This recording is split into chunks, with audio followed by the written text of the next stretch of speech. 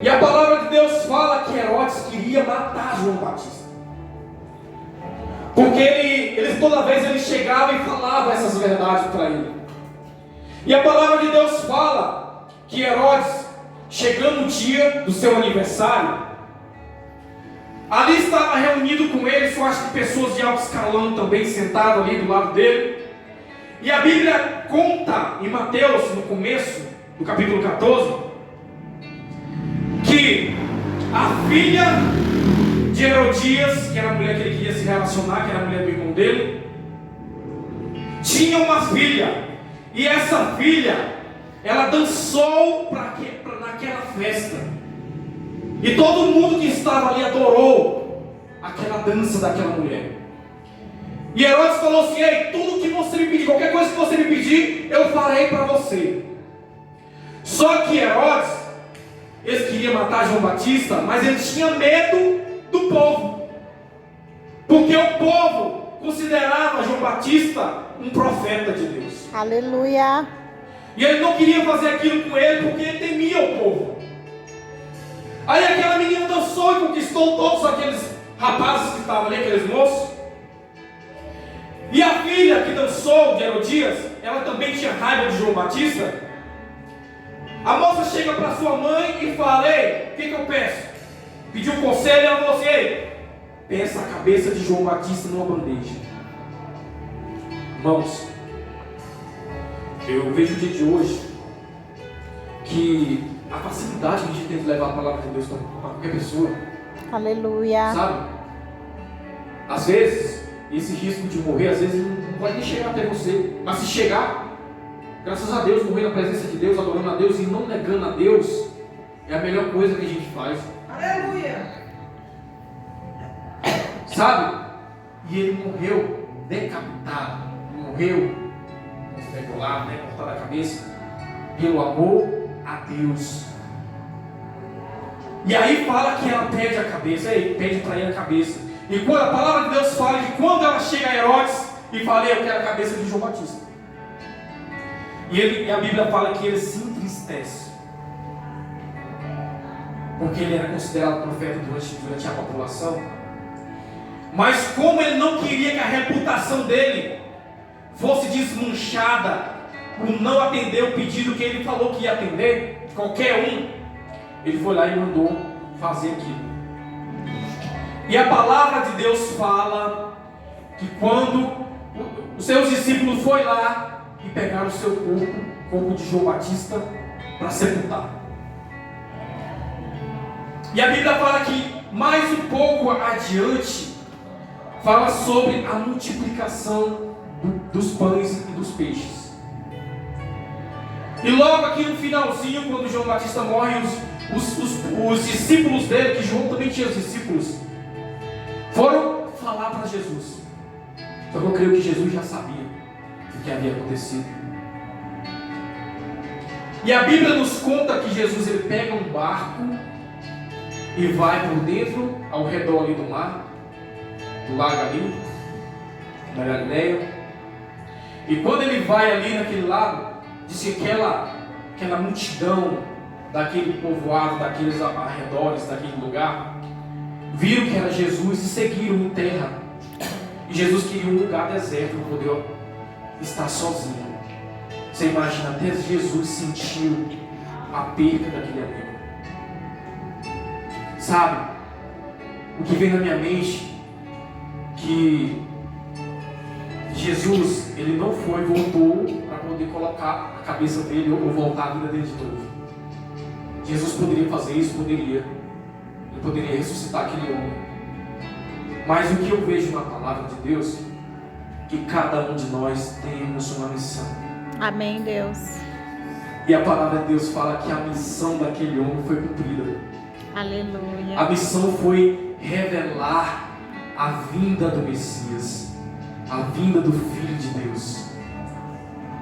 Ele pregou, ele falou: eis, vai vir um que eu não sou digno de levar nem a sandália dele. Ei, vai vir um tão poderoso que ele batiza diferente de mim. Eu batizo só com água, mas esse daqui ele é poderoso. Eu não sou digno de nada.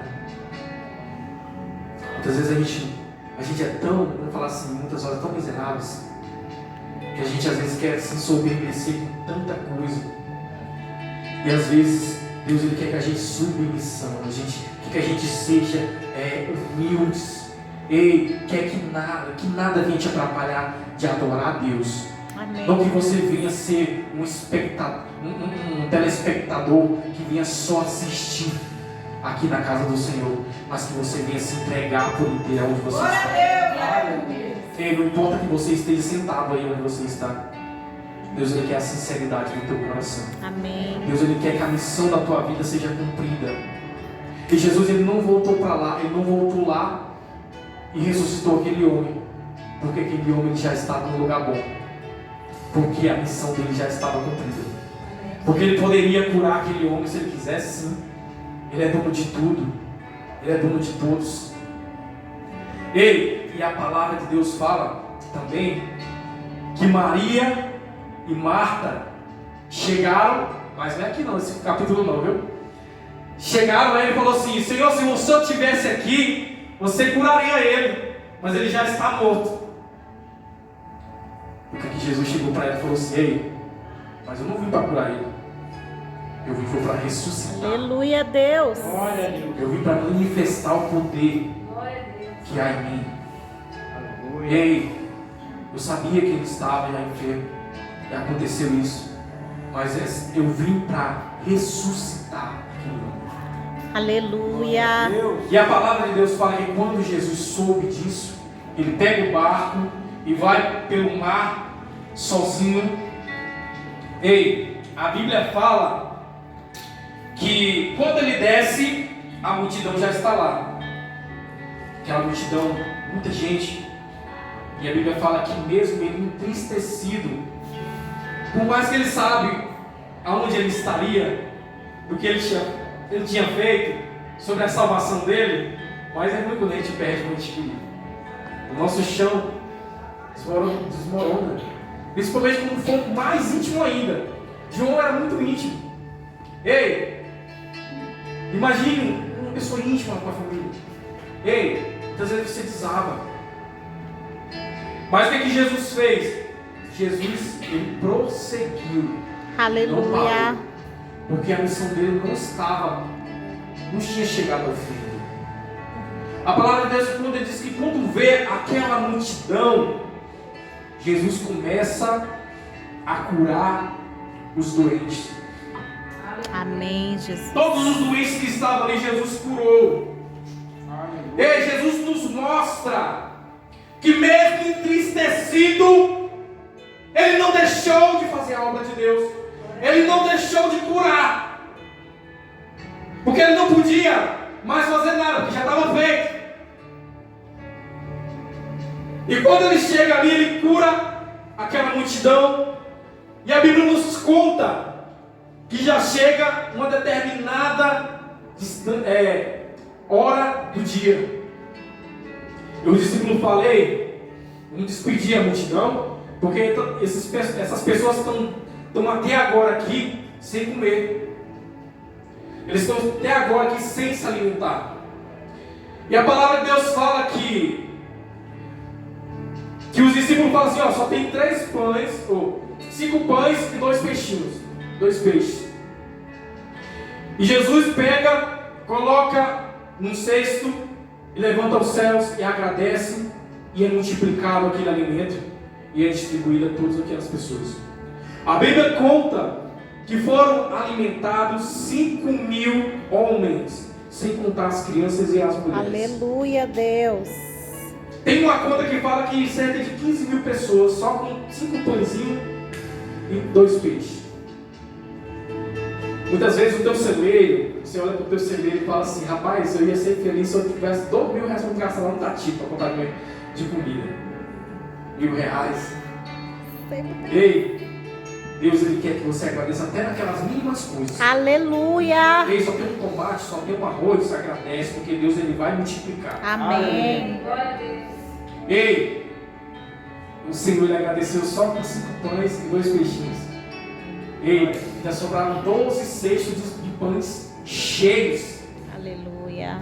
Isso é o ato Jesus está aqui ensinando. Cada detalhe que Jesus fez ali era um ensinamento, porque ele não vivia carnalmente, ele não vivia fisicamente, mas ele vivia, toda a palavra dele era espiritualmente. Aleluia. Ele falava sobre algo que muitos não entendiam, mas era espiritual. Ele fala: não, despede não, tem o que aí? Vai ser isso aqui, ó. Vou fazer a obra agora. E a Bíblia conta que quando eles ali se alimentam, Jesus ele chega os seus discípulos e fala: ei, pega o barco e vai para outra banda do lado do mar. E a Bíblia nos conta que os discípulos entram no barco e vai sem Jesus. E quando chega ali, a Bíblia fala que deu um vento ao contrário. Eles iam para um lado e o vento era ao contrário, ele batia para o outro. De vez dele estar ali remando para poder chegar naquele outro lugar, ou o barco com as velas para aquele lugar, o vento trazia para trás. E a Bíblia nos conta que aquela região do centro ali, do lago, do mar, da Galileia, fala que era de lei ou costume de acontecer tempestades. E aqueles homens, eu creio que eles já tinham passado por tempestades naquele lugar. Não tinha sido a primeira vez. Ele já tinha tido um encontro com aquela tempestade, porque ali tem aquela região ali, geográfico, acontecia diariamente. Diariamente não, é constantemente atos de tempestade naquele lugar. E no capítulo 8 de Mateus, versículo 23 em diante, fala que da outra tempestade que eles sofreram com Jesus.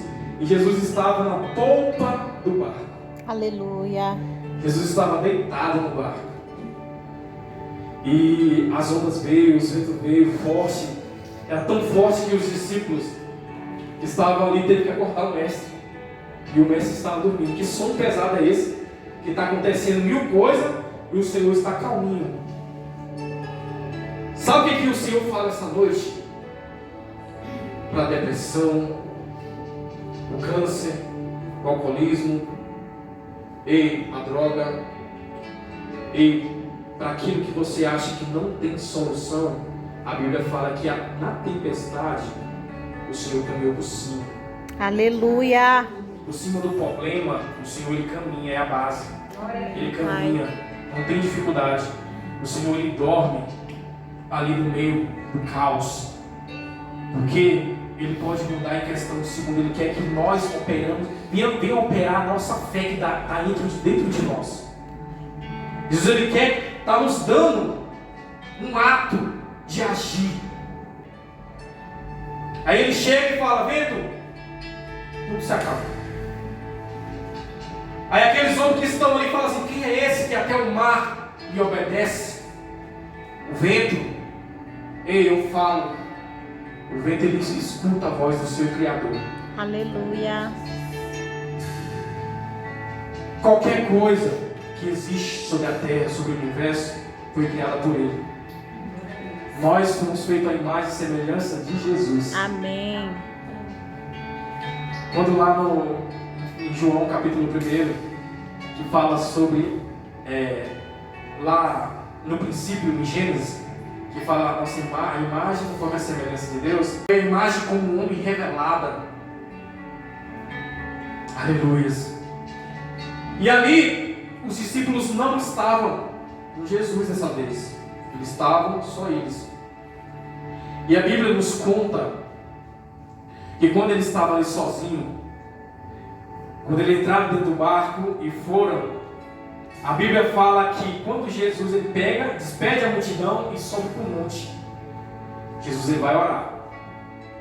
A oração. Vários textos falam que Jesus direto ia orar.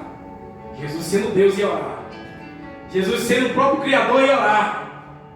Muitas vezes a gente não quer orar. Deus santo, aleluia. Aleluia.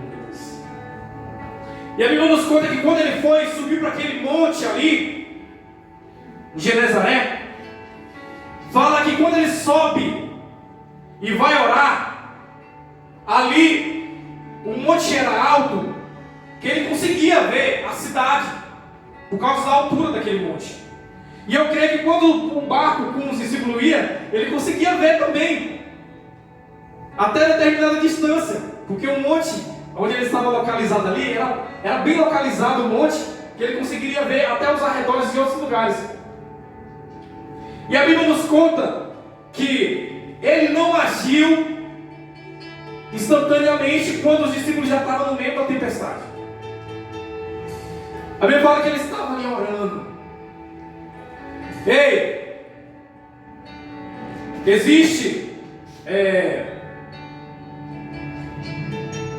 ali na parte de sentinela, que existe os momentos, os períodos. O período de 6 às 9 era um período. E de 9 à meia-noite era outro período, que eram as vigílias. E de meia-noite a 3 horas da madrugada era a terceira vigília.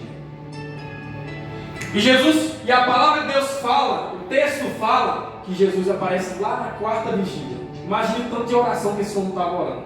Aleluia. Ele passou tantas horas ali orando. E os discípulos já cansados. A Bíblia fala que os discípulos já estavam cansados de segurar ali aquele vento ali, aquele barco ali para não poder afundar, para não poder. Eles já estavam cansados. Você imagina aqui, ó, 6, 7, 8, 9, 10, 11, 12, já era 7 horas. Aí 1, 2, 3, 10 horas sustentando ali no meio da tempestade de Jesus, nada de aparecer. Jesus muitas vezes, quando a gente está no nosso barco da nossa vida, Ele espera que você tome uma iniciativa de clamar o nome dEle. Aleluia. Quando tudo está desmoronando, o Senhor Ele quer que você chegue a Ele, não de maneira física, mas que você venha se prostrar e adorar e clamar a palavra dEle. Santo, santo. Porque a palavra de Deus fala que Ele é um socorro bem presente na angústia. Sim, Deus. A palavra de Deus fala que quando Ele chega ali 3 horas da madrugada para 6 horas, que era a finalização da vigília, da quarta vigília, a palavra de Deus fala que Jesus veio andando por cima do mar. E falou assim: é um fantasma. Em outra palavra, no hebraico, tem umas pessoas que relacionou essa palavra fantasma no hebraico, significando é um maligno. É um maligno ou é um demônio. Porque eles estavam ali com Jesus operando, eles viam Jesus operando os milagres. E a Bíblia contra a vida deles, porque eles estavam fazendo a obra de Deus. E Jesus fala assim: ei, se calma, sou eu. E aí Pedro, ele fala: Senhor, se é o Senhor mesmo, faça com que eu venha andar por cima das águas também. Aleluia. Porque eu aprendi essa noite que muitas pessoas são Pedros. Porque tem muitas pessoas que são ousadas. O máximo o medo vem depois, mas tem pessoas que é ousada. Só não deixa o medo tomar de conta. Aleluia. Mas seja ousado na presença de Deus. Amém, Deus. Ei, faça aquilo que está no teu alcance e aquilo que não está no teu alcance para a obra de Deus. Amém, Pai. Porque a tua missão ela vai começar a brotar quando você der liberdade para Deus. Quando você entender a palavra de Deus. Quando você compreender o projeto de Deus para a tua vida. Amém. Ei, não acha que você é pequena porque você não louva, porque você não prega, porque você às vezes chega só no banco e senta. Ei, não pensa não, que muitas vezes Deus pode operar em você mais do que pessoas que têm vários talentos. Aleluia. Deus ele só quer uma oportunidade de você abrir o seu coração Eita, glória. e começar a fazer a obra de Deus na tua vida. Amém.